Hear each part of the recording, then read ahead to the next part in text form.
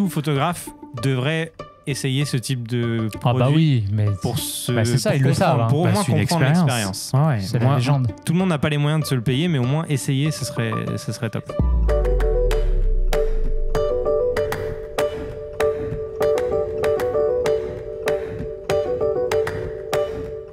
Mesdames et messieurs, bonjour à tous, bienvenue dans le podcast Dans la Poche. Si vous ne le savez pas, Dans la Poche, depuis le début de l'année 2023, c'est un épisode par semaine et on s'y tient tous les lundis. Donc abonnez-vous pour ne pas rater les épisodes qui sortent au fur et à mesure, évidemment. Abonnez-vous sur YouTube, suivez-nous sur les applications de podcast et puis laissez 5 étoiles si ça vous plaît, bien évidemment. Et aujourd'hui, on est à l'approche de l'été. On est même l'été. On est dedans, là. Hein, c'est quoi, c'est le 21 juin? C'est demain. Demain par rapport au moment où on enregistre, donc oui, ça sera l'été. Dans 5 heures. Et aujourd'hui, on va vous parler des caméras, des nouvelles caméras qui sont sorties récemment et que vous pouvez potentiellement vous acheter pour faire vos photos de vacances. Les gars, comment ça va? Ça va bien. En forme, on a un nouveau. Ouais, j'ai envie d'accueillir. J'ai envie d'accueillir un nouveau participant. Ça fait longtemps qu'on t'avait pas vu, Abdel, ça va? Ah, j'ai raté quelques épisodes. Ça va très bien. Ouais, t'étais en vadrouille dans le monde entier là? Non, pas le monde entier, mais en vadrouille un peu. Ouais. Est-ce que t'as fait de la photo? Avec le téléphone. Ah. Et avec la GoPro. Parce que je prends toujours ma GoPro avec moi. Ok. Mais parce que t'avais pas entendu nos suggestions encore pour l'été. Bah, c'est ça, je pense. Exactement. Donc écoute, t'arrives au bon endroit, au bon moment. On va t'en parler avec Thomas, on a une petite liste. Ouais, les gars, j'en profite parce que vous travaillez chez Gosselin, qui est un magasin photo et vidéo. J'ai la casquette dédié- aujourd'hui, c'est prévu. Exact, dédié à Montréal, et vous êtes au courant de tous les nouveaux produits qui sortent dans le monde de la photo globalement. Donc, on en profite. Qu'est-ce qu'il y a de nouveau dans le monde de la photo en ce moment, toutes marques confondues? Je vous laisse choisir la marque avec laquelle vous voulez commencer, le produit d'ailleurs. Non, on va leur lancer des marques et on les laisse parler en fait. Vas-y, choisis une marque. Parce qu'il y en a pas mal toutes les marques qui ont sorti. Il va dire Pentax. Il y en a une qui est sortie, mais par contre. J'allais commencer par Allez, Pentax. claquer le sol. Non, vas-y, va sur le Il y en numéro a vraiment 2. une qui est sortie, mais par contre, on va pas aller là-dessus, quoi. Ok. Allez, on va commencer par la meilleure marque et on va commencer par Sony, ok? Vas-y, ouais. Oh, Alors, les le hostilités, Z8. Ok, Sony, vas-y Thomas. Sony, ils ont sorti un compact deuxième génération, donc le ZV-1 II, du coup. Je sais pas si vous connaissez cette... on en avait parlé la dernière fois. Chez eux, les ZV, c'est des caméras destinées au vlog. Et là, c'est un ultra compact qui se met dans la poche. Direct comme ça. Est-ce que c'est une cagnotte pour chacun qui met dans la poche dans les podcasts? Est-ce que ça remplace la série RX ou c'est Pas du tout. Non, c'est pas différent? du tout. Ouais, c'est différent. Mais c'est la même taille qu'un RX, ouais. Et là, dans cette deuxième génération, ils ont juste mis à jour quelques trucs à l'intérieur. Ça reste similairement la même chose. Ils sont plus focalisés sur ce que les gens utilisaient le plus. Donc, ils ont regardé ce qu'ils utilisaient le plus. Avant, il y avait beaucoup d'FPS. Tu sais, par exemple, en vidéo, là, ils ont dit, les gens ne l'utilisent pas. On va rester à 120 FPS, ça suffit. C'est tout des trucs comme ça. Ça fait 4K 120 ou 4K 100. Non, c'était 1080p 120, ouais. Ça, on peut peut-être expliquer pour ceux qui ne savent pas que c'est pour. Parce que je vois Flo là direct, c'est pour faire des ralentis, tout simplement. Ouais, c'est ça.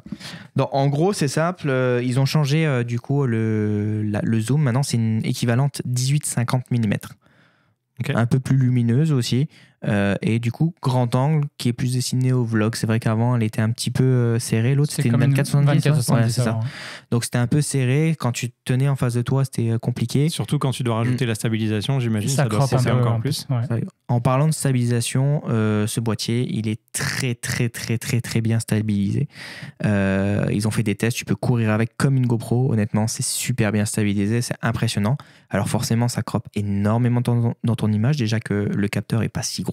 Il fait que 1 pouce. Ça croppe pour que ça fasse un 4K ou ça fait du 5.3 puis ça redescend à du 4K? Non, ça croppe dans le 4K, donc ça descend énormément. Là, on est dans des chiffres. C'est comme ça GoPro. veut dire quoi, les gars? Ça veut dire quoi? En gros, Expliquons. ça veut dire que quand une image est stabilisée électroniquement dans votre boîtier, forcément que vous perdez ça va zoomer dans votre image. Parce qu'en gros, comment ça fonctionne, c'est que admettons, le frame va se réduire, il va se stabiliser à l'intérieur de votre frame normalement, et en gros, ça va stabiliser l'image à l'intérieur. Donc, ça va forcément manger des coins.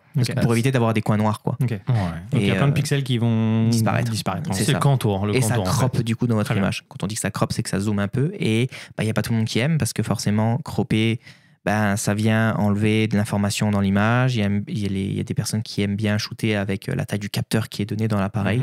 Donc, ça peut embêter certaines personnes. Surtout que après, quand on fait du vlog, j'imagine qu'on s'en fout un peu. Hein. Oui, c'est ça. Ouais, en vidéo, de toute façon, si à la fin... Si t'es piqué à ce moment-là, quand tu fais du vlog... Je pense que après si je dis pas de bêtises, les gars, vous me corrigez, il y a 2 gammes pour du vlog maintenant. Il y a cette gamme-là qui est un peu plus proche de la série RX et il y a la gamme qui est proche de la série S en fait. Donc la dernière fois, on a parlé de... ZV1, mais ça reste toujours la gamme ZV, donc vlog. Ouais. Là, c'est ça, exactement. Après, ils ont plusieurs modèles. Donc, en fait, tu t'imagines que dans leur série ZV, ils ont petit, moyen, grand et ça monte jusqu'à très grand, tu vois, comme le ZV... c'est ZV1, ouais, c'est ça. La différence, c'est qu'il y en a un qui vient avec un objectif qui est interchangeable et l'autre, c'est un objectif. S'il y a un E, on est sur la monture E, donc ça veut dire implicitement que l'objectif est interchangeable. Ok. Donc là, on parle beaucoup de vidéos avec l'aspect vlog et tout ça. En photo, il se comporte comment? Ça reste un bon petit appareil à avoir avec soi pour les vacances, par exemple? Et honnêtement, moi, tu sais, la série RX, je la trouve super chère. Moi, j'ai souvent conseillé le ZV. Oh, mais j'ai pas trop d'argent. C'est $1000, autour de $1000. Prends le ZV. Pas un téléphone? Non, c'est quand même mieux parce que tu as un 24-70. Tu vois, 24-70 sur un pouce, vachement lumineux. Non, c'était quand même intéressant en vrai, tu vois. Je veux dire, si tu veux du zoom un petit peu, avoir de la bonne vidéo sur un... Non, franchement, c'est pas mal, tu vois. Pour du vlog, aujourd'hui, tu peux vlogger avec ton iPhone. Hein. Oui, mais c'est compliqué. Tu sais, j'ai beaucoup de clients qui viennent pour vlogger avec leur téléphone et disent, ou des professionnels qui disent, moi, je veux faire professionnellement avec mon téléphone. Ils reviennent au bout de 2 semaines. Ils reviennent au bout de 2 semaines en disant, ouais, mais là, je vais me faire un kit. Ouais, mais ça n'existe pas. Et ouais, mais là, je veux faire ça. Ouais, mais ça n'existe pas. Ouais. La différence est considérable quand même entre les deux? Ouais, au niveau du zoom, ouais. Ok. Ça dépend dans les deux qui aussi, mais... En fait, l'un des seuls problèmes que je vois avec vlogger avec un iPhone, c'est que tu dois utiliser ta caméra arrière pour avoir la meilleure qualité, mais du coup, tu n'as pas d'écran de retour pour te voir. Ouais, c'est ça. En vrai, c'est le seul désavantage. Pour moi, parce que ça prend ta batterie, ça prend ton téléphone. Mais tu as une batterie externe dans ton sac. Oui, vu comme ça, oui. Mais c'est vrai qu'aujourd'hui, le téléphone, on utilise le téléphone pour payer, pour le plan et tout. Si tu l'utilises pour du vlog, ça peut vite se consommer. Tu es toujours avec tes batteries et tout. Moi, je pense que tout le monde est à peu près d'accord pour dire qu'un appareil photo spécialisé dans la vidéo, par exemple, est de meilleure qualité qu'un téléphone. Oui. Mais souvent, le trade qu'on faisait, c'est qu'on disait, regarde, je suis prêt à sacrifier un peu de qualité pour avoir un usage qui soit plus facile, avec moins de friction. Tout à fait. Mais ça, les compagnies l'ont compris, et c'est pour ça, et notamment Sony, je trouve qu'ils sont assez forts pour simplifier un maximum le truc, que ça soit moins technique. Maintenant, tu veux la profondeur de champ, on sait c'est quoi. Bon, on va pas te parler d'ouverture, on va pas te parler de chiffres, il y a un petit bouton avec une petite face là, tu cliques dessus, boum, le flou d'arrière-plan, il apparaît tout seul. Ouais. Ils ont compris ça, et ils essaient vraiment de tout simplifier, que ça soit un peu l'expérience d'un téléphone, finalement, on est dans un appareil photo. Ouais. Puis, il y a des choses intéressantes à l'intérieur au niveau du vlog. Là, ils ont mis le ciné Vlog pour les couleurs. C'est pas le S Cinetone, mais ça s'y rapproche un peu, un peu quand même, parce qu'ils n'ont pas pu le mettre dedans, parce que sinon, le truc, il allait carboniser sur place. Et puis aussi, la capsule, les capsules de son, maintenant, s'ajustent automatiquement, un peu comme le G100 chez Panasonic. Donc, il capte quand tu es en face. Du coup, la capsule va se fermer, va s'ouvrir juste en face. Et il va arrêter ce qu'il y a derrière, donc tu n'entendras plus les bruits de fond. Parce que tu vas vraiment entendre quand même si tu es dehors dans la rue qu'il y a des voitures derrière. Ouais. Mais ça va s'ajuster en fonction de là où tu es. Ça capte quand il y a 2 personnes qui se parlent, donc ça va ouvrir les 2 côtés. Donc ils ont un peu automatisé le truc. Puis il y a le nouvel autofocus IA, genre machine learning, un truc comme ça, tu vois, qui capte les yeux et tout. Et puis c'est tout, voilà. Lancer des éclairs. Je sais pas pourquoi il me regarde avec des c'est comme le running gag. On cherchait la dernière fois quand on disait IA. Ouais, t'as du retard dans les épisodes, on a fait des petites références à toi dans les. C'est ça, faut les écouter. Bon les gars, là on parle de vlog avec cette caméra de chez Sony. Il y a une autre petite caméra de vlog qui est sortie par Canon. Oui. C'est la PowerShot V10. Est-ce que vous pouvez m'en parler un petit peu aussi? Non, je te la laisse. Moi, je parlerai de la Fuji Vlog. Mais elle est cool. Elle a une forme sympa. Moi, je trouve qu'ils ont voulu tenter quelque chose. Ça ressemble à un petit téléphone qui s'ouvre. Attends, comment elle s'appelait? La Legria Mini. À l'époque, ils avaient sorti un truc comme ça. C'était vraiment cool. C'était cool. C'était la caméra de vlog à l'époque. Et là, ça y ressemble un peu sur la forme, mais elle se déplie pareil. Elle s'ouvre comme un livre, comme ça. Et c'est un petit capteur de 20 millions de pixels. 20 ou 2 millions de pixels? 20, mais quand tu filmes, ça descend à 12, 13, un truc comme ça. Ah, j'avais cru que c'était 2, moi. Non, c'est le capteur qui fait que 1 pouce. Peut-être que tu as vu ça. Ouais. Il me semble que j'ai vu que c'était 20 mégapixels et que quand tu es en vidéo, vu qu'il crop, ça fait 12 ou 13. Okay. Alors justement, je regardais et je disais, mais pas la totalité de... Quand t'exportes, après c'est 2 millions. Ouais. Mais en gros, très simple, il n'y a pas trop de specs sur cette caméra, c'est juste, ça fait de la vidéo, je ne sais même pas si il y a de la 4K dessus, honnêtement. Si, il y a la 4K, mais très léger, 30 FPS ou 24, je ne sais plus, un truc comme ça. Il y a quand même un petit trépied intégré, non? Ouais, c'est ça. Ça, c'est intéressant. Ouais. Et puis, tu as le port HDMI dessus pour balancer en direct sur une télé, etc. C'est stabilisé. Non, c'est du micro HDMI, c'est tout petit câble. Ouais, tout petit câble. Ouais. Mais je trouve qu'en fait, ils surfent un peu sur la vague où il y a beaucoup de gens, nous on se fait demander au magasin des vieux, l'expérience de filmer avec un camcorder. Donc il y a des gens qui achètent en usager des vieux camcorders et j'ai l'impression qu'ils ont capté la trend et qu'ils essayent un peu d'aller dans cette veine-là. Bah, en fait, même si c'est pas tout à fait pareil. Ce que je trouve vraiment dommage, c'est qu'ils avaient il y a quelques années l'Egria Mini et l'Egria Mini X, qui étaient vraiment ces petits formats-là, qui étaient adaptés pour le vlog avec des capsules pour le son vraiment devant, qui étaient parfaites pour pouvoir vlogger avec un son correct et une image. Alors c'était du grand angle, c'était pas la meilleure qualité du monde, mais ça suffisait pour du vlog. Ils avaient ce produit-là qui était très bien. Ils l'ont arrêté. Ils ont arrêté la production. Mais ça n'a jamais décollé. Hein. Bah, tous les youtubeurs avaient ça. Beaucoup de youtubeurs avaient ça. Et je me rappelle, moi, quand je travaillais avec Romain de la chaîne Tech News et Test, à l'époque, il utilisait ça. Et c'était sa caméra préférée pour vlogger. Parce que littéralement, là, pour le coup, tu peux l'avoir dans ta poche, vlogger comme tu veux, avoir une bonne qualité de son et d'audio. Et d'image, pardon. Et c'était dommage qu'ils arrêtent cette production-là. Et je ne comprends pas qu'au lieu de créer le PowerShot V10 avec ce format-là, la qualité d'image que ça a, qu'ils n'aient pas réutilisé ce format et qu'ils l'aient encore amélioré, tu vois. Ça ressemble à une petite caméra, tu sais, que tu as quand tu veux filmer les animaux là, contre un arbre, là. Tu vois, c'est les petits trucs de chasseurs, là. Ouais. Hein, c'est trop bizarre. Et donc, alors, cette caméra-là, donc c'est pour le coup vraiment pour la vidéo, pas pour la photo, hein, concrètement. On sait à combien $600 à peu près, ouais. En euros, on a à peu près les prix ou pas du tout? Ça doit être dans les 499. 459 ou un truc comme ça. Et pour revenir, mais il y a des gens qui magasinent en fait par prix. Pour celui d'avant, là, le Sony, on est sur du 999, c'est ça? Non, un peu plus cher, je crois. Ouais, tu moins cher. La nouvelle 1199. C'est 1099. Ouais, c'est ça, $100 de plus. Mais ça vient avec avec ou sans l'espèce de petit... sans, mais ils font des espèces de rabais pas mal toute l'année, ou quand tu cumules les deux, tu as un moins 50 pièces ou un truc comme ça. Là, on vous donne des tarifs en dollars canadiens ou dollars US parce que c'est ce qu'on connaît le mieux vu qu'on est sur le continent nord-américain. Mais ce que je vais faire pour tous les gens qui nous écoutent depuis l'Europe, on vous mettra des liens en description vers ces produits s'ils sont disponibles à la vente. Avec les prix, vous allez regarder ça. Et les prix, ça change avec les promos où vous les achetez. C'est difficile de vous donner un prix exact. Mais puis Sony, ils n'ont pas les... Oui, ils ont le même prix partout, mais ils n'ont pas les mêmes... les produits qu'ils mettent à côté, comme tu disais, la poignée et tout. Ça change. Ça change pas. Dans pas mal de pays, je sais que les cartes SD, tu vois, ici, beaucoup, ils les donnent parce qu'ils veulent avoir une part de marché sur les SD. Ailleurs, ils les donnent pas, tu vois. Donc... Voilà. Ok. Là, c'était les caméras les plus petites, plus entrée de gamme, on va dire. Est-ce qu'il y en a d'autres dans la liste là? La XS20. XS20. Alors là, c'est un peu plus gros. Un peu plus gros, mais toujours dans la catégorie vlog. Okay. Mais effectivement, on voit bien qu'il y a une tendance vlog qui est vraiment pour l'été 2023. Donc Fujifilm, qui de plus en plus a l'ambition de se positionner dans le marché vidéo, ils avaient sorti un excellent boîtier, la XH2S, qui est encore très récente, qui est leur boîtier flagship, donc le plus qualitatif, le plus cher aussi, forcément, et très performant en vidéo.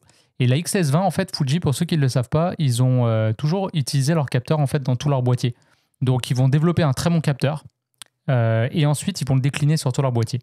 Et ça leur permet comme ça d'avoir une gamme plus étendue. Donc, tu pourras faire des compromis après, des compromis ou aller chercher des specs en fonction de où on se positionne. Plus pro, par exemple un viseur électronique avec plus de qualité, la tropicalisation du boîtier, un double slot SD, des choses comme ça. Donc voilà, la XS20, pour faire très simple, c'est une petite XH2S. C'est littéralement ça. Donc la XS20 a suivi la XS10 et c'est un petit boîtier, donc objectif interchangeable. Vous avez accès à toutes les belles optiques de Fujifilm, capteur stabilisé. Franchement, très performant. Je ne l'ai pas vu moi parce qu'il y a eu un événement au magasin, là, mais j'étais pas présent. Mais oui, c'est ça. C'est vraiment pas mal. Bah, en fait, ce qui est bizarre, c'est que, comme je disais, ils ont mis un moteur de Ferrari dans une Twingo parce qu'ils ont mis vraiment le processeur.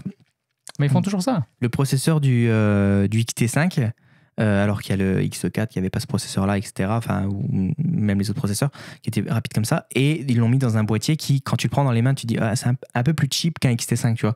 Donc c'est très bizarre le feeling que tu as quand tu le prends en main et tu te dis, ok, le truc, il fait quand même de la 6K. Tu fais 5, et quelques. C'est énorme, tu vois. Il fait du RAW, il fait du 4.2.2. Enfin, tu te dis, mais what the fuck, comment c'est possible? L'enregistrement RAW est en interne ou en externe? Externe. Externe, c'est ça. Mais le 4.2.2 en interne.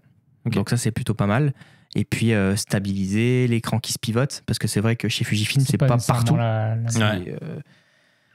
c'est pas partout. Donc ils ont fait ça vraiment pour ce côté un peu vlog. Là, on est sur quel budget là? C'est dans les 1800 pièces à peu près. C'est ça. Avec la kit lens, non? Ouais, avec l'objectif. Ouais, c'est ça.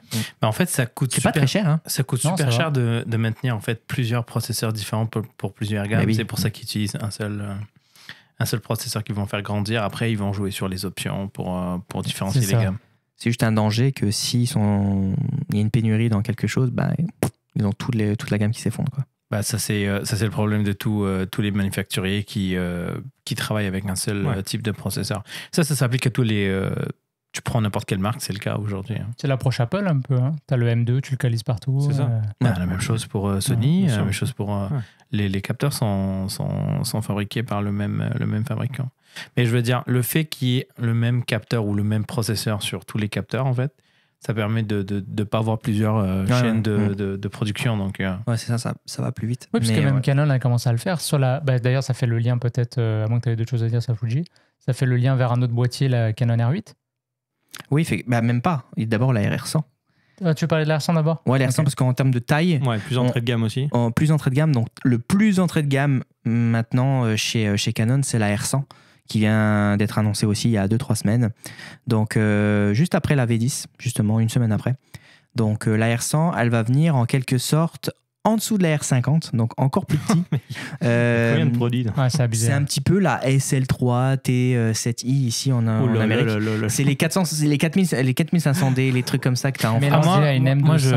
Moi, je connais bien parce que j'ai déjà eu un SL2. Ouais. C'est vraiment les boîtiers les moins chers que tu peux trouver. Et là, il est aux alentours de $800.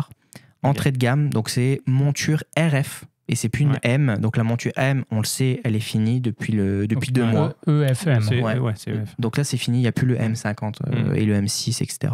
Maintenant, c'est vraiment que monture RF. Okay. Donc RF, c'est un APS-C, donc un capteur de petite taille, et la même taille que le XS20 d'ailleurs. Donc pareil, là, on est sur un 24 millions de pixels.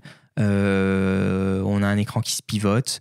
C'est vraiment très basique. Donc on a 4K, 24 FPS, donc 24 images secondes, c'est tout. Okay. Et il est croppé. Et on a 1080p, 60 images secondes, donc pour faire des petits slow motion, c'est tout. Mais monture RF. Mais pour moi, c'est vraiment un appareil photo idéal à conseiller pour des gens qui veulent vraiment démarrer la photo. Essayer. Avec un boîtier Canon et une monture qui est vraiment récente. Donc il y a qui va durer pendant vraiment de nombreuses années. Et ça permet vraiment de démarrer sur de bonnes bases avec un bon produit et ensuite de faire évoluer le boîtier selon les besoins. Tu vois. Puis... Sans forcément parler de vidéo, ça peut être un complément, mais au moins pour la photo, c'est un bon produit, je pense. Je veux dire, ça permet vraiment de... On est sur du 900, entre 900 et 1200 à peu près. En termes de prix? Non, $800. Ouais, c'est ça. Mais en fait, le truc, c'est que ces appareils photo, pour les gens qui veulent commencer, c'est qu'au bout de 3-4 mois, là, ils vont déjà vouloir changer. En vrai, tu pourrais très bien acheter dans 2 ans, tu te dis, OK, je veux m'y mettre vraiment. Tu pourrais très bien rester sur ce boîtier-là, 24 millions de pixels, tu fais pas de vidéo, tu le gardes, 24 millions de pixels, et tu te prends une 24-70 2.8 RF, 3000 pièces. Tu mets ça dessus, tu as fait des photos incroyables. Il y a encore des gens qui shootent avec un SL machin quelque chose, ou avec des Nikon 5000, 3000 quelque chose ou 5200. T'as soulevé un truc quand même, c'est que le prix des objectifs, il y en a certains qui sont pas trop chers, mais les montures RF, ça commence à... c'est ça, c'est que... Tu rajoutes quasiment le prix du boîtier minimum pour un objectif, tu vois. C'est ça, c'est pour ça que depuis qu'ils ont sorti la R50, la R100 et la R8, la R7, etc., ils ont commencé à sortir vraiment les RFS, donc ceux qui sont prévus pour APS-C, comme à l'époque, c'était les EFS. Et donc, sont beaucoup moins chers. Ça, c'est des lenses à 300, 400 pièces. T'as mis R8 dans la liste, attention, ça c'est full frame. Hein. Mais là, tu oui, R8. R7, ouais. R7, ouais. R7. Mais là, tu parles de ceux qui vont acheter ce genre de boîtier, ça va être ils vont l'acheter probablement en kit avec un 1855 Oui. Ouais, ou avec un 35 ou un 50 mm qui coûte moins de $200. Mais la possibilité d'évolution, d'avoir cette monture RF sur un boîtier entrée de gamme, justement, ça te permet de te dire, ok, bah en vrai, parce qu'on sait que c'est l'objectif qui fait tout, bah dans 2 ans, je veux un bon objectif qui me tienne 5-6 ans, bah je prends une 24-70 2.8, c'est polyvalent et tout. Ça, c'est peut-être un peu gros pour le boîtier, mais en vrai, le boîtier, j'ai pas besoin d'en racheter un, tu vois. Ouais. Et ça fonctionne parfaitement et t'es content. Et puis après, voilà, il y a aussi l'option adaptateur. Mine de rien, ils ont pas trop abusé. C'est genre 129 piastres et t'as accès à toutes les optiques EF. Ouais. Je sais que c'est pas l'idéal parce que ça rajoute un peu. J'ai jamais trop aimé ça. Ça peut être une solution de transition pour quelqu'un qui a déjà des optiques. La stabilisation et tout, c'est pas fou. Franchement, ça va. Et la dernière chose, c'est que on le sait que pour l'instant, c'est pas une option, mais éventuellement, on peut imaginer que des objectifs d'autres marques, Sigma, Tamron, vont commencer à arriver. Là, c'est vraiment qu'une question de temps. Ouais. Si c'est pas cette année, c'est l'année prochaine. Bah, je sais que Canon embête pas mal Sigma pour qu'il fasse pas la monture RF, mais je pense que ça va quand même se faire là. Apparemment, là, ça va sortir. Donc, on attend ça avec impatience parce que Sigma, ça va pas mal changer les choses. C'est pour ça que je trouve que c'est bête de Canon de pas laisser Sigma faire. Toutes les autres brands, que ce soit Nikon, que ce soit Sony, etc., ils disent Sigma, faites des lens justement pour nous. Le marché, il grossit. Donc, Mais là, j'ai l'impression qu'on revient genre 10-12 ans en arrière où est-ce qu'il y avait des gammes incroyables chez tous les fabricants. oui, en fait. Oui, vraiment. Donc là, les 5-6 dernières années ou même 8 dernières années, il y avait quand même des gammes assez... des petites gammes, on va dire, ou pas beaucoup de gammes chez chacun des manufacturiers. Mais là, j'ai l'impression qu'on retombe dans le même truc d'il y a 10-12 ans. Est-ce que chaque manufacturier a comme 6-7 gammes et bonne chance pour trouver ton bonheur dedans. Hein. Non, c'est vrai, des fois, je trouve qu'il y a certaines marques qui a beaucoup d'appareils. Sony, c'est ridicule. Sony et Canon, parce que quand vous me dites Canon, les ça gars, commence à être beaucoup. Là. R5, R6, R7, R8, R100, R50, machin, tous ces trucs-là, ça fait... C'est mêlant. Ouais. Non, c'est sûr que voilà. Après, l'appareil est très facile d'utilisation. Ce que les gens veulent en général, quand ils achètent ce genre de boîtier, c'est la Wi-Fi, le Bluetooth. C'est dedans. Donc tu t'envoies les photos sur ton téléphone, t'es content, tu mets ça sur les réseaux sociaux, c'est fini. Il y a quand même le RAW si tu veux shooter et retoucher tes photos, mais JPEG, tu peux très bien t'envoyer sur ton téléphone et that's it. Okay. Et ça marche quand même bien ? Ouais, ça marche. Transférer les photos. Ça marche de mieux en mieux parce que mettre des QR codes maintenant, donc c'est sûr que c'est encore des frictions. Moi, je trouve que je préfère passer par la carte SD, mais QR code, ça va vite. Avec timelapse intégré, ce genre d'options Non, pas sur le R100. Non, le R100, il va se limiter vraiment à photo, petite vidéo. Ok. Ouais. On vient de parler du R100. Chez Canon, il y a un autre boîtier qui a été annoncé. Alors là, avec un capteur plein format, si j'ai bien compris. Le R8. Le R8, en fait, c'est un peu une mise à jour de la RP, qui était un boîtier positionné à 1250 canadiens, qui était c'était l'idée de démocratiser le full frame, hein, littéralement. Ouais. Donc, tu avais un capteur plein format dans un boîtier qui faisait un peu cheap et tout, avec la batterie la moins intéressante, etc. Bon, il y avait plein d'autres compromis, mais tu avais un full frame. C'était quand même cool. Par contre, c'est un boîtier qui commence à dater un petit peu, mine de rien. La R8, finalement, c'est une mise à jour. Et là, ils ont fait un peu ce qu'on a dit tout à l'heure, c'est qu'ils ont réutilisé un capteur qu'on voit sur un boîtier plus haut de gamme, qui est le R6 Mark II. Donc, c'est absolument le même capteur. Et ils ont fait, là encore, petit compromis. Donc, tu as une batterie un peu moins intéressante, le viseur, tu perds la stabilisation du capteur. Donc, voilà, des petites choses comme ça. Positionné à $2000. 2300 avec une petite kit lens 24-50 au lieu d'une 24-105. En gros, ils ont proposé là vraiment un objectif un peu plus compact, un peu plus léger, ce qui fait du sens pour le client qui veut une R8. Donc 2300, tu as un full frame aujourd'hui, ce qui n'est pas déconnant. Si on revient quelques années en arrière, c'était beaucoup plus cher que ça pour un full frame. Okay. Et la step suivante, on est à 3002. Donc tu as quasiment $1000 d'écart. Il n'y a rien entre les deux, quoi. C'est ce que ça veut dire. Ah, un nouveau boîtier. Il y a d'autres gammes qui vont arriver. Il y a d'autres gammes qui vont arriver. Il n'y a pas la R7, hein. Elle existe déjà. La R7 existe déjà. C'est ça. La R7 existe déjà. Ça, c'est un capteur APS-C. APS-C, 33 millions de pixels quand même. Haut de gamme des APS-C. En haut de gamme, il a pas l'air. Qui est plus cher d'ailleurs que le R8. Ah oui, non, il est très cool. Il a même le capteur, et c'est trop stylé. Tu peux l'ouvrir et regarder. Le capteur, en fait, s'ajuste automatiquement. Il a le auto-leveling là, comme sur les GoPro. Donc en gros, ton horizon, si ta photo, tu la prends comme ça. Si tu l'as activé en mode on, juste avant de prendre la photo, le capteur, il se remet droit, il prend la photo. Donc en gros, ta photo est droite tout le temps. Donc pour ceux qui n'ont pas envie de s'embêter. Il y a même plus d'excuses voilà. pour faire des bonnes photos. Exact. C'est jusqu'à. Je Je crois que c'est 12 degrés ou 15 degrés le maximum. Après, forcément, parce que je vais pas faire à 360 le machin. Mais non, ça c'était la R7, donc c'est la plus haut de gamme. Et attention, juste, je voulais juste dire ça aux personnes justement qui se disent ah, mais la R8, c'est pas cher pour un full frame. Faites attention. Parce que si vous partez, pour l'instant, il n'y a pas, comme on disait, Sigma, etc. Si vous partez sur un R8, pensez que forcément, vous allez mettre des lentilles full frame. Et les lentilles full frame chez Canon RF, c'est tout de suite 2500, 3000 pièces la lens. Donc faites super attention, à moins que ce soit de la lentille fixe, mais faites attention. Ouais. C'est un piège. Très très bon point. Et c'est pour ça qu'on a des gars qui travaillent dans un magasin photo qui peuvent nous conseiller. Parfait. Bah moi, c'était mon conseil de la fin, mais je sais pas si on clôture l'épisode là. Il nous reste quand même. Là, c'est R5 et Z8. Je reviendrai chez Nikon, justement, il y a le Z8. Alors moi, je dis Nikon. M'en voulez pas, les gars, vous êtes. Ouais, Nikon. Moi aussi, je dis ça. Moi, je dis. Nikon. Ouais, bon, on a l'habitude. Je suis rendu à dire Nikon. Ouais, maintenant aussi, c'est vrai. Les Québécois disent Nikon, moi, j'arrive pas. Moi, je dis Nikon. Ouais, je dis Canon, mais tu dis pas Nikon. C'est ça. Et ouais, donc chez Nikon. Rigole pas, t'as dit Nikon tout à l'heure. Ouais, c'est vrai. Mais non, mais c'est parce que j'ai l'habitude de le dire quand même. Les clients, ils nous le disent. Non, mais je sais bien, je rigole. On mimique nos clients. Mais comme j'y arrive pas, moi, je vais continuer à dire Nikon. Vous dites Nikon si vous voulez. Il y a le Z8 qui a été annoncé il y a quelques temps. Incroyable. Bon boîtier. À quoi il ressemble ce boîtier? Incroyable. Il s'est bien vendu. Imagine une Z9. Non, je sais pas. Ok, Z9, c'est leur flagship. Pour les gens, moi je sais. 9000 pièces, enfin 8000 pièces. 8000 pièces, c'est le boîtier flagship, donc c'est le boîtier avec la batterie intégrée, donc ça fait vraiment un gros carré. En gros, c'est ça, presque les mêmes perfs, et on enlève la poignée. Ok. Ouais. That's it. Très petit. Et t'enlèves 2000 balles, 3000 balles ouais, plus petit qu'un D810 ou D850 là. Et donc quasiment les mêmes specs. Ouais. Il y a quoi? Il va y avoir 5 FPS, 10 FPS de différence entre les deux. Mais incroyable le Z8. D'ailleurs, ça s'est vu tout de suite parce que c'est vrai que Nikon, depuis 2-3 ans, sont en déclin total parce que ils n'ont pas sorti de lens. Les lentilles qu'ils ont sont très chères. Ils n'ont pas beaucoup de lentilles APS-C. Pas très cher, et avec leur entrée de gamme qui a été élue quand même Z30 plus mauvaise caméra de l'année.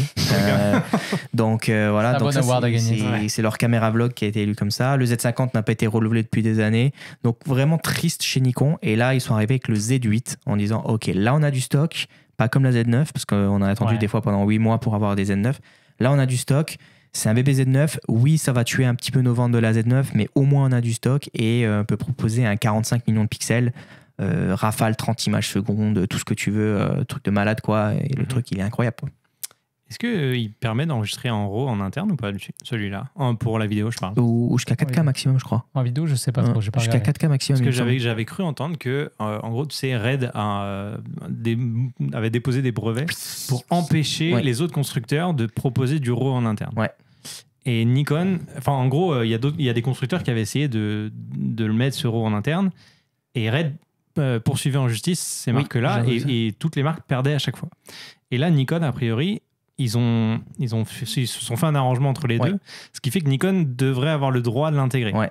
Donc je sais pas si ça va être intégré. Il me semble que ça va être intégré parce qu'ils en avaient parlé justement. Et quand j'ai été voir le résultat du procès, il y a écrit que ça s'est fait genre à l'amiable. Ouais. Donc je pense que oui, via la prochaine mise à jour qui va arriver, sûrement. Mais en tout cas, le 4.2 de 10 bits sur toutes les qualités, ça c'est sûr à 100%. Okay. Et on va avoir aussi le N-Log à l'intérieur, l'intelligence artificielle focus, comme ils mettent maintenant dans toutes les caméras pour faire du appel achetez-moi. Et sinon, après, on a quoi d'autre en interne? Une stabilisation sur quasiment 6,5 stops, 7 stops. Une meilleure batterie? Une meilleure batterie. Ouais. Donc, c'est toujours la EL comme d'habitude, mais meilleure batterie et 8K. Ouais. 8K, okay. Donc, histoire d'avoir toujours plus de K, les gens aiment bien les K. Donc, KKK. Voilà. Ok. T'avais des questions par rapport au boîtier, Abdel, ou pas? Non, j'essaie de me rappeler c'était quoi le. Parce qu'en fait, je vous ai envoyé mon voisin il y a quelques temps. Ah, Z50, il avait acheté. Ouais, il s'éclate avec son appareil photo. Je vois ses photos, là, lui, il voyage tout le temps et il s'éclate, les photos sont magnifiques. Puis je me demandais c'était quoi c'était un Z50. Z50. Je sais pas, j'étais pas là, je l'ai pas rencontré, j'ai envie de le rencontrer, ton voisin. Bah oui. Et enfin, on finit avec le Sony A7R5, donc la 7R5 qui est assez récent. Le plus cher. C'est ça, flagship de chez Sony. C'est juste une petite mise à jour de la vacances, vlogging. Ok, donc là on est sur un boîtier plein format avec une grosse 62 résolution. millions de pixels. 62, t'as dit? Ouais. Ok. 62 millions de pixels. D'ailleurs, j'ai shooté la F1 ce week-end avec, les photos sont insane. Donc il mène le bal sur les pixels. C'est un appareil photo qui a, alors si je dis pas de bêtises, ah non, c'était le Z8 qui avait pas de blackout. Ça, c'est important de le dire pour les gens qui shootent justement du sport. Le Z8 avait zéro blackout. Donc, t'as pas dans ta rafale de noir entre deux photos. Okay. Ça paraît bizarre, mais pour quelqu'un qui fait du sport et qui fait de l'automobile, etc., il ne faut pas de blackout. Dans ton viseur, notamment. Sinon, tu sais pas où est ta voiture. Tu peux avoir vu que c'est de l'électronique en plus, donc c'est compliqué. Là, la Sony, bon, là, elle en a un forcément. C'est la 9 Mark II ou la A1 qui l'avait plus. Mais c'est quand même un appareil qui va faire dans les vingtaines d'images secondes en rafale. Un boîtier qui fait quand même de la 8K, 4K, tout ce que tu veux. Donc, pas forcément à la 62 mégapixels. Non, c'est un très bon boîtier. Et puis, dans celui-là, ils n'ont pas fait l'erreur de... Ils ont ajouté le fameux RAW et le RAW compressé. Ok. Donc, qui te permet d'avoir les deux possibilités parce que c'est vrai que c'était un problème. C'est quoi l'impact en termes de qualité pour le honnêtement, j'ai compressé shooté les deux, ça se voit quasiment pas. Tu gagnes en place en choisissant le recompressé, mais il n'y a pas une grosse variation de qualité. J'étais à 60-70 MO la photo, là, à 62 mégapixels, et quand c'était pas compressé, j'étais, je pense, à au moins 120-130 MO. Mais c'est compressé, tu peux après utiliser un logiciel en particulier pour accéder à toute la gamme de... Ah, t'as tout pareil, c'est juste que c'est un recompressé. S'il y a de la compression, il y a une perte quelque part. Il doit y avoir quelque chose. Ouais. En fait, il y a peut-être juste les gros spécialistes d'images qui vont voir une différence. Pour les réseaux et tout, tu verras pas. Non, ou des fois, sur les logiciels d'édition, tu peux justement décompresser et interpréter justement récupérer les couleurs. Non, c'est sûr. Ouais. Mais dans ton Lightroom, pour toi, ça va être transparent là, si tu as le recompressé ou pas. Ok, et donc là, j'imagine que le tarif, ça s'envole par rapport au modèle dont on a parlé avant. 5000, ouais, c'est ça. 5000 sans objectif dans les 5000, ouais. Il n'y a pas d'objectif avec celui-là. Pas d'objectif avec celui-là, ok. Ouais, donc là, c'est vraiment pour des gens qui commencent à éclater la photo et à vouloir faire des impressions en gros ou studio. Ou vouloir cropper ou studio, voilà. Ouais. Ok. Parfait. Et il y a un dernier petit boîtier dont si tu veux monter le prix, Julien va parler. Si tu veux monter le prix, une petite caméra aussi là pour l'été, une marque pas trop connue, quoi. Tranquillement quoi. Ouais. Une petite Leica Q3 quand même. On a parlé de Leica dans un épisode précédent. Voilà. On vous renvoie. On a parlé de la Q3 d'ailleurs ou pas dans l'épisode 1, il me semble. On vous renvoie vers l'épisode si vous voulez en savoir plus sur la marque Leica. Voilà. Mais donc le Q3 qui était annoncé il n'y a pas si longtemps que ça. Moi je trouve que c'est bon. C'est la troisième génération. La proposition c'est un boîtier. Donc je ne vais pas faire la redite de l'épisode, mais en gros c'est un boîtier objectif non interchangeable. Donc par essence même c'est un compact. C'est un full frame. D'accord. Ils ont mis le capteur de la M11 qui est leur flagship, donc c'est un 60 millions de pixels. Et vous avez une lentille 28 mm 1.7 qui rentre dans la gamme Semilox, qui sont leurs objectifs les plus qualitatifs. Okay. Donc voilà, c'est très compact, très léger, super de qualité. Vu que tu as beaucoup de résolution, tu peux recadrer, donc tu pars d'une focale très grand angle, et grand angle en tout cas, et vraiment avec une belle définition, ce qui fait que si tu recadres après pour avoir une 35 ou une 50, c'est un fichier qui est largement exploitable. Et tu as des possibilités dans le boîtier pour cadrer comme si tu voulais shooter en 35, 50 ou... Exactement. Plus, est-ce que tu as la couleur? T'as la couleur dans celui-là, ouais. Ils ont mis la couleur. C'est vrai que c'est important de préciser avec les gars. C'est important. Est-ce que tu fais le focus chez toi avant d'aller faire des photos? Tu peux, c'est un vrai focus manuel mécanique. Mais t'as l'autofocus aussi, ce qui en fait une Leica plus accessible pour monsieur et madame tout le monde. Avec un design un peu hipster, un peu old school. Ouais. Q2, ça ressemble. Pour l'instant, elle existe juste en noir. Éventuellement, ils vont la faire en silver. Elles sont quand même énormes en termes de largeur, là, sont larges. Non, ça va. C'est clair. Ouais, ça va. Ouais. C'est la lens qui débalance un peu, elle est un peu flanté vie, mais ils l'ont refaite la lentille et elle est un peu plus compacte qu'avant. Okay. Et donc là, fais-nous peur en termes de tarifs. Et là, on est à 8000 $, je pense. Ouais, 8000 $. Okay. Tranquille. Ouais. Bon, par contre, t'as les couleurs Leica, quoi. En gros, par contre, alors t'achètes le boîtier, mais tu peux plus partir en vacances. Après, je sais pas si vous en avez vu.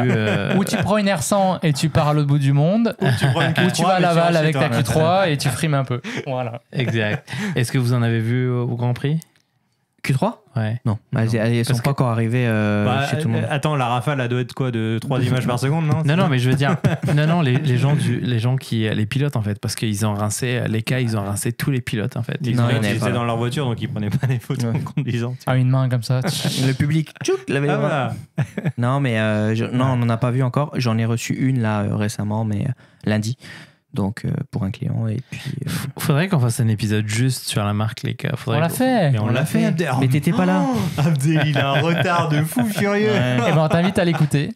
On te mettra le lien dans la description, Abdel, pour cet épisode. Les gars, j'ai une dernière question. Parmi tous les boîtiers dont on a parlé ce soir, lequel vous choisiriez? Je prendrais la X100V, moi. Non, la Ricoh GR. Non, allez, si je joue le jeu. Et si tu devais l'acheter aussi, hein, je parle. Oh, ouais. Tu joues le jeu? Dans la liste, hein. Bah, ah oui, on peut rajouter qu'il y a le S5-2X qui est enfin sorti par rapport à l'épisode qu'on est sorti la dernière fois. Il est arrivé là. Ah oui, ok, d'accord. Il y a de l'Umix qui est enfin sorti. On en a déjà parlé, on va pas en reparler là. Ouais, on avait fait un épisode là. sur Panasonic que je vous mettrai aussi en description si vous voulez aller l'écouter. Et donc, il y avait un boîtier qui s'appelle le S5 Mark II-X. Ouais. Qui vient d'être disponible. Alors moi je réponds à ta question tout de suite. Oui, vas-y, justement ce boîtier. J'en prendrai aucun. Ça sera le S5-2X. Ça serait le Ah oui, moi aussi, okay. S5-2X. Mais ça a été le meilleur boîtier de l'année. Donc, et même en termes de prix là, on choisit tous un boîtier qu'on n'a pas du tout parlé dans l'épisode. Incroyable. Il a dit en dernière minute. C'était la pépite. Non mais en gros, il fallait rester jusqu'au bout. Il fallait rester jusqu'au bout pour le savoir. On a parlé de la version non X à l'époque parce qu'on avait plus de détails, mais là la X est sortie. Mais en termes de prix. Il y a quoi? Il y a 300, 400 dollars de différence. $3 000 pour un boîtier qui, enfin, si tu compares à ce qu'il y a sur le marché, les autres sont tous à 5 500. Donc, franchement, pour les gens qui nous écoutent, qui veulent faire des photos on parle semi-pro quand même. Hein. Oh, bah, même pro. Même pro avec j'aurais pas peur de le dire. Oui, faut pas aller chercher. Midi à 14h. Ouais. Ou 14h. Et vidéo aussi. Franchement, Lumix, ils ont quand même frappé là aussi, un bon coup. Attention, le prix des objectifs est quand même assez. Ouais, il y a Sigma. Non, t'as Moi, j'ai Sigma dessus. Ça commence avec, à combien Juste pour donner un ordre d'idée aux gens, les objectifs qui t'as vont avec. C'est pas si pire. T'as 24-110, elle vaut 1200 balles. Ouais, et t'as un 50 mm. Alors, encore une fois, on parle en dollars canadiens. Soyez pas effrayés, les Français. Donc ça fait 700 en euros, ça fait moins. Ouais. N'oubliez pas. Ouais. Ça peut paraître impressionnant. On est entre 300 et 400 dollars pour une 50 mm. Mais si tu prends la 1.4. Ouais, c'est ça. Mais tu prends la 35 f2, elle fait même pas 500 dollars, un truc comme ça. Ok. Tu sais, 35 f2, c'est cool. Et Pancake en plus, tu te mets ça dessus et ciao. F2 ou F2, ouais. 1.8. Non, F2. Ouais. Ok. Bon, si vous êtes resté jusqu'au bout, vous avez eu Et toi moi, je vais aller vers le même boîtier parce que j'aime bien la polyvalence. Et d'avoir un plein format avec la qualité Pana, c'est quand même stylé. Mais en vrai, vous m'avez tellement chauffé avec Leica Q3 là que limite j'ai envie d'essayer au moins pas l'acheter, mais de l'essayer, voir l'expérience que ça donne d'aller shooter avec une caméra comme ça. Attention, tu vas devenir un bourgeois. Hein. Non, clairement pas. Mais F1, au moins un bourgeois gentilhomme. Tout photographe devrait essayer ce type de produit. Ah bah oui, mais pour c'est ça, pour au moins comprendre l'expérience. Ouais, c'est la légende. Tout le monde n'a pas les moyens de se le payer, mais au moins essayer, ce serait moi, je l'ai essayé avec Julien quand on a fait notre rondo. Ouais, franchement, c'était moi quand il m'a dit j'ai fait le focus à la maison il y a 2h30, c'était quand même ok. ça t'a marqué. Hein. Ah ouais, clairement. J'avais jamais pensé de marquer comme ça. Moi, j'ai juste envie, si tu me permets, 3 secondes et demie parce que là, on vient de pitcher plein de modèles et il y a plein de gens, à mon avis, je le sais parce qu'au magasin, c'est le dilemme de tout le monde. Ouais. Qu'est-ce que je prends du coup? Moi, ce que je vous invite vraiment à considérer, c'est le parc optique. Comme tu disais, Flo, tout à l'heure, en bout de ligne, n'achetez pas un boîtier juste pour des spécifications ou pour un prix, parce que vous risquez de le regretter un peu plus tard. Donc, en fait, vraiment, respectez votre budget. Et si vous avez besoin de certaines specs en particulier, par exemple en vidéo, vous avez absolument besoin d'un 4:2, 10 bits, je sais pas quoi, ok, prenez un boîtier qui répond à ce besoin-là. Mais après, évaluez vraiment toutes les optiques disponibles, à quel prix, pour être sûr derrière de pouvoir acheter des optiques qui vont vous plaire. Et comme Thomas disait tout à l'heure, mieux vaut privilégier une belle optique qu'un beau boîtier, ce qui peut être un peu contre-intuitif.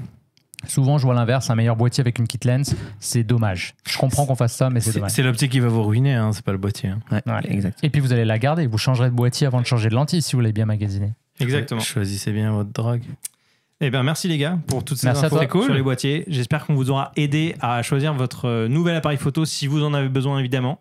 Et puis, si vous voulez nous envoyer vos photos de vacances, n'hésitez pas à partager-les sur Instagram, mentionnez dans la poche, comme ça on y jettera un œil et mentionnez aussi le boîtier avec lequel vous avez fait vos photos, ça peut être cool. Et on va lancer une cagnotte pour t'acheter une Q3. Exactement, ça peut être stylé ça aussi. Merci les gars et à très vite dans votre poche.